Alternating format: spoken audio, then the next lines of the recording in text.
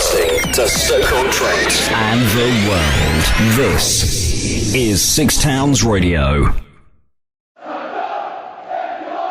Chills Bar, Beardsley, sponsors of Port Vale content on Six Towns Radio.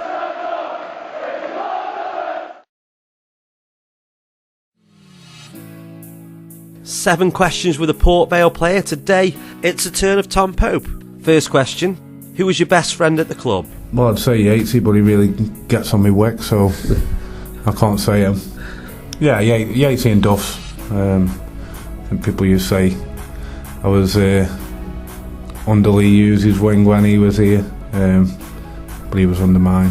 What sort of music are you into, or do you have a favourite song at the moment? I'm all old school, you know that. I think I'm listening to Stone Roses again, or going back through their album. I alternate between Smith, Stone Roses, Shed 7. At the minute, Stone Roses are back on. What was the last film that you saw? Negotiator last night, actually.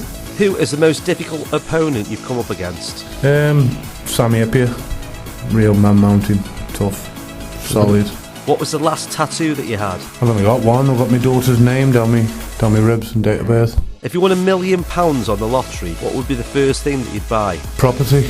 Probably buy a few houses and do them up and invest that way. I think that's the way the economy is at the minute. I think it's probably the wisest thing to do with it.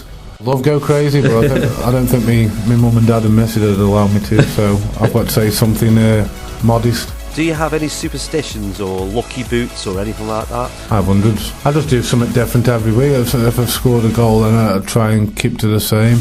You know, if I haven't scored or I've had a bad game, I'll change.